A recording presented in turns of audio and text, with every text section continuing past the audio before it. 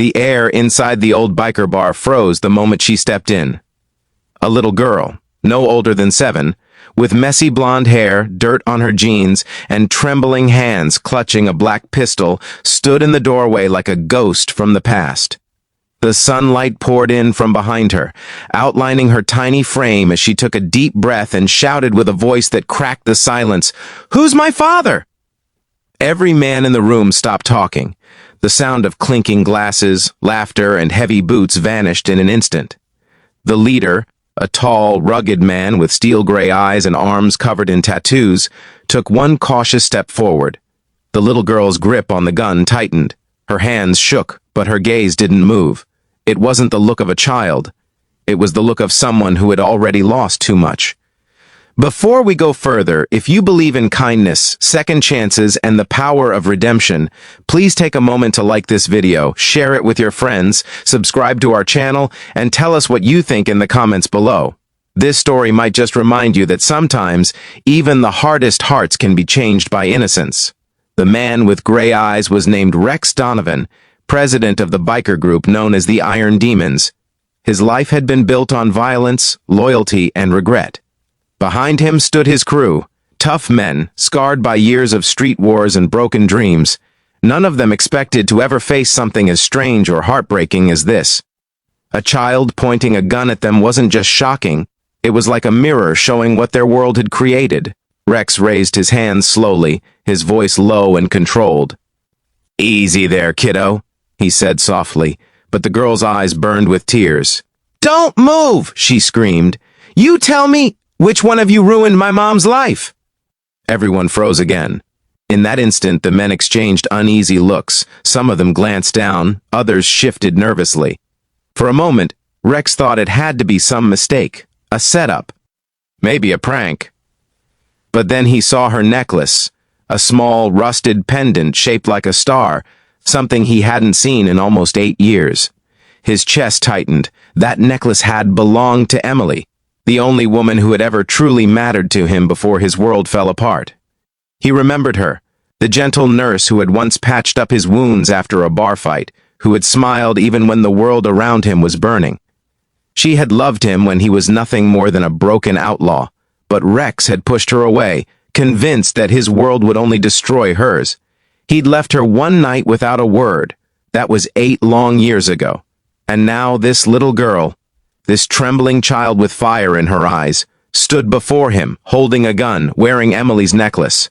Rex's heart pounded like a drum. His men stood silently behind him, unsure whether to move or speak.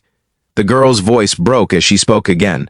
"My mom, she said my dad was a coward. She said he left before I was even born. And when she died last week, she told me to find him. She said he'd be wearing a skull tattoo on his arm." The room went dead silent. Every eye turned toward Rex's right arm, the one with a black skull tattoo inked deep into his skin. Rex's breath caught in his throat. He wanted to move toward her, to tell her the truth, but the sight of that gun stopped him cold. He didn't fear the bullet. He feared the pain in her eyes, the pain he had caused. The little girl's name was Lila. She had walked nearly 5 miles from the foster home she'd been placed in after her mother's death. She had found a gun in her mother's drawer and carried it, thinking it was the only way people would listen to her. The world had already ignored her cries too many times. She looked so small standing there, her sneakers caked with mud, her denim jacket too big for her. But in that moment, she carried the weight of years of abandonment and anger.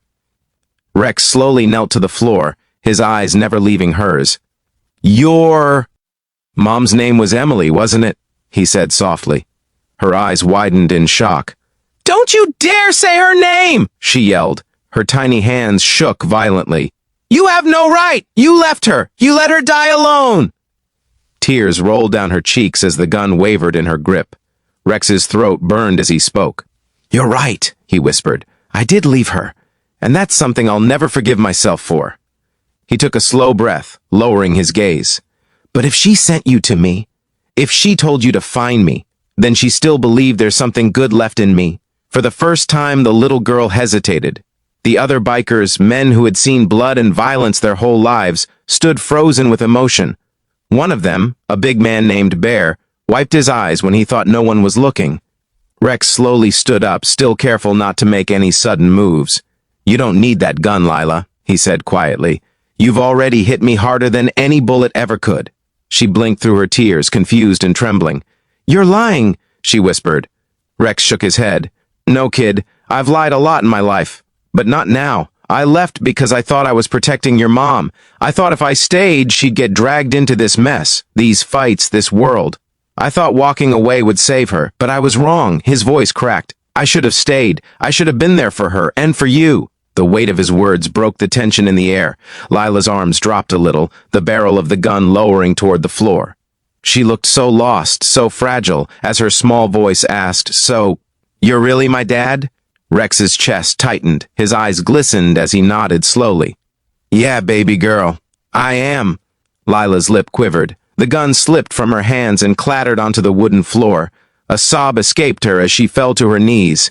In an instant, Rex ran forward and scooped her into his arms. She cried into his chest, pounding weakly against him as years of pain poured out in one heartbreaking scream.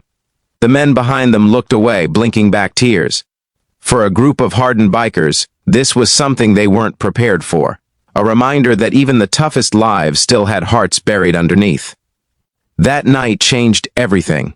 Rex brought Lila home, not to the dusty biker clubhouse, but to a small cabin outside town, one that had been abandoned for years. It had once belonged to Emily's family. Rex spent hours cleaning it up, replacing broken windows, fixing the lights, and hanging her mother's photo on the wall. He cooked her dinner for the first time in his life, just simple macaroni and cheese. He sat across from her at the table, not knowing what to say. Lila barely spoke, still unsure if she could trust him, but when she finally whispered, "Did you really love her?" Rex looked straight into her eyes and said, "I still do." Over the next few weeks, something started to change. The bikers who had once lived only for power and pride began to help. They built a playground behind the cabin. They painted the walls, brought food, and even fixed up an old school bus to take Lila to class. They became her protectors, a rough, loyal family she never knew she needed. And Lila changed them too. Her laughter filled the air that used to echo with curses and anger. She'd bring flowers to the bar, draw pictures of motorcycles with hearts on them, and make the men promise to stop fighting. Slowly, one by one, they began to listen. The Iron Demons turned from outlaws into something unexpected, a group of men trying to do good for the first time in their lives. But one night, Lila woke up from a nightmare, crying out her mother's name.